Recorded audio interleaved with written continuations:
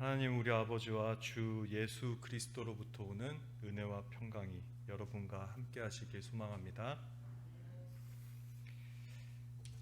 오늘 본문의 느헤미야는 유대인으로 하가랴의 아들입니다.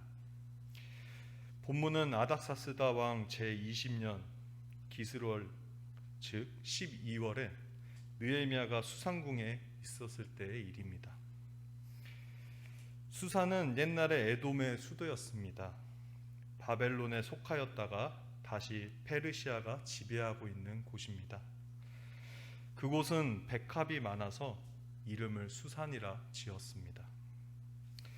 이 수산궁은 왕들이 별장처럼 사용하는 장소입니다.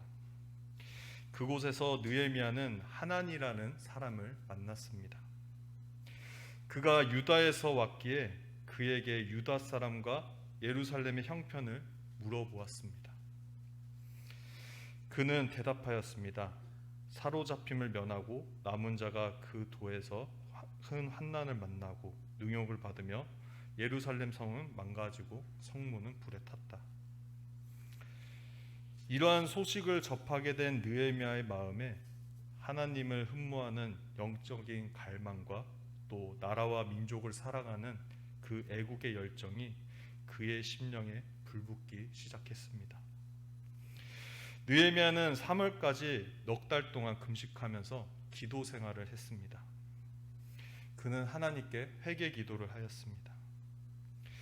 하늘의 하늘이신 하나님이신 여호와여, 여호와는 위대하고 두려운 하나님이시며 주를 사랑하고 주의 계명을 지키는 사람들에게 사랑의 언약을 지키시는 하나님이십니다. 주의 종이 이스라엘을 위해 밤낮으로 드리는 기도를 꼭 들어주십시오. 저희 이스라엘 백성이 주께 지은 죄를 제가 고백합니다. 제 아비의 집과 저 역시 주께 죄를 지었습니다. 그는 지난날 이스라엘이 하나님 앞에 범죄한 일들을 회개함으로 하나님의 은혜를 간절하게 간구했습니다. 그리고 더불어서 다음과 같이 또 기도드렸습니다. 주의 종 모세에게 말씀하신 것을 기억해 주십시오. 주님께서 이렇게 말씀하셨습니다. 만약 너희가 죄를 짓는다면 내가 너희 나라들을 흩어놓겠다. 그러나 나에게 돌아와 내 명령을 따르고 지키면 흩어진 백성이 땅 끝에 있더라도 내가 그들을 모을 것이다. 그리고 그들을 나의 이름을 두려워하고 택한 곳으로 데려올 것이다. 아멘. 즉 이스라엘이 하나님 앞에 범죄하면 하나님은 그들을 버릴 것이고 비참하게 종살이하게 될 것이고 그 고통이 괴로워 진심으로 회개하면 하나님은 그 죄를 용서하시고 다시 하나님의 품으로 돌아올 수 있도록 이끌고 도울 것이라고 하신 하나님의 말씀을 기억해 주시기를 간절하게 간구했습니다. 이스라엘은 하나님의 이름을 두시기 위해 택한 곳이고 관리하는 곳이기에 그들의 삶의 근본은 예루살렘을 가꾸시는 하나님께 있음을 강조했습니다. 느헤미야는 이런 하나님을 똑바로 알고 있고 또 깊이 알고 있었습니다. 그래서 느헤미야는 하나님의 약속의 말씀을 붙들고 간절히 기도했던 것입니다. 간절한 기도의 응답이 느헤미야를 통해 예루살렘 재건의 뜻을 하나님께서 이루어가기 시작했습니다. 느헤미야가 아다타스다 왕 술관원이 되면서부터 이 역사는 시작이 되었습니다. 이 당시 술을 맡은 관원이 되었다는 것은 궁에 있는 사람들 중 가장 신뢰 있는 사람이라는 것입니다. 오늘날로 말하자면 대통령의 비서실장과 같은 일입니다. 느헤미야는 왕의 허락을 받아 예루살렘에 가서 재건을 위해 모두 결속하고 또 연합되도록 남아있는 유대인의 마음을 모으기 위해서 정말 최선을 다했습니다. 그는 헌신적이고 희생적인 사명자의 본을 보여주었기 때문에 모든 유대인들은 감동을 받고 또 적극적으로 협조하고 나설 수밖에 없었습니다. 결국 52일 만에 예루살렘 성을 완전하게 재건하게 되었습니다. 느헤미야는 아닥사스다 왕 20년부터 32년까지 총 12년의 세월을 총독으로 세움받아 유다 땅을 다스렸지만 총독의 녹을 먹진 않았습니다. 즉 월급을 받지 않았습니다. 그는 하나님이 책임져 주시는 은혜로 만족했고 또 같은 민족의 유대인들을 통해서 공급받는 것을 그저 감사함으로 살아냈습니다. 느헤미야의 사명 의욕은 항상 영적인 소망에 두었고 또 이스라엘의 여호와 하나님만 갈망하였고 하나님이 인도하시고 도우시는 손길만 바라보았습니다. 그랬기 때문에 애타게 기도했고 그 애타는 기도를 들으시는 하나님께서 여러 모양으로 인도해 주시고 또 역사해 주셔서 그가 온 마음 다해 뜨겁게 소원했던 예루살렘 성곽을 52일 만에 재건할 수 있었습니다. 그리고 그 성의 총독으로 부임하게 되었습니다. 그리고 그는 하나님의 은혜를 더욱 사모하며 그 은혜를 지속하며 이어가고자 이방 사람들은 한 사람도 빠짐없이 예루살렘 성에서 살지 못하도록 몰아내는 그런 운동을 했습니다. 또한 유대인들과 이방인들이 결혼하는 데에도 적극적으로 반대했습니다.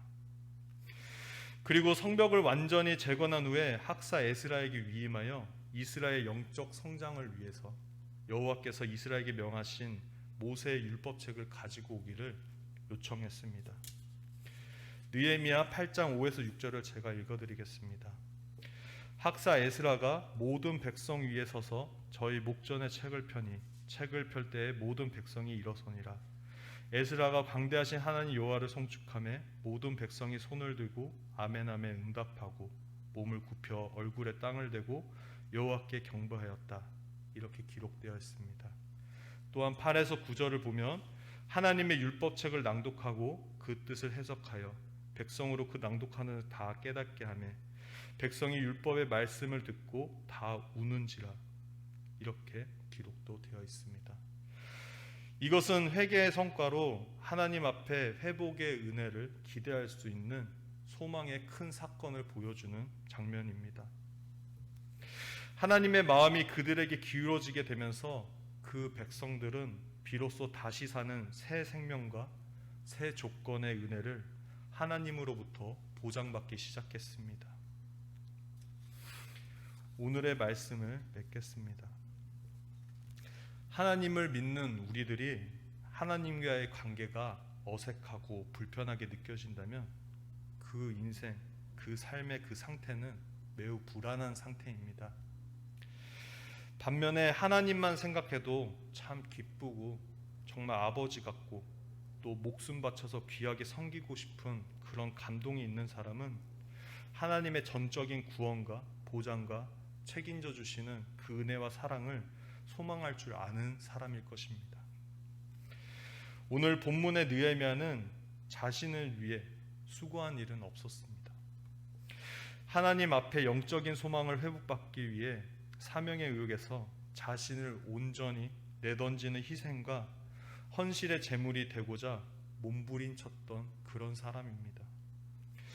하나님과 이스라엘 관계를 회복시켜 하나님의 은혜와 사랑이 그 백성 이스라엘에게 돌이켜지기를 소원하며 예루살렘 성을 재건했습니다. 그리고 그 재건된 예루살렘을 하나님께서 너무나 감사하게도 느헤미야의 손에 맡기셨습니다. 우리도 느헤미야와 같이 주님만 위하는 삶을 살기를 애쓰고 또 희생과 수고를 아끼지 않는 순수한 사명의 의욕이 다시 불꽃처럼 살아나기를 소망합니다. 그 모든 성과는 하나님의 영광 앞에 그저 감사함으로 드리고 그 감사함으로 하나님 앞에 우리의 모든 것이 회복받는 엄청난 축복이 저와 여러분 가운데 있기를 원합니다. 그리고 그 모든 조건의 벅찬 기쁨은 그것을 위해 애쓰고 수고해온 충성스러운 종들의 분깃으로 상급이 되어 느헤미야에게 하나님이 재건이 된 예루살렘을 맡기셨듯 우리의 삶의 모든 영역에서 되돌아오기를 기대하는 그 믿음으로 살아가는 저와 여러분이 되시기를 그리스도 예수님 안에서 함께 간절히 기도드립니다. 모든 지각에 뛰어나신 하나님의 평강이 그리스도 예수님 안에서 저와 여러분의 생각을 지켜주시길 원합니다. 아멘.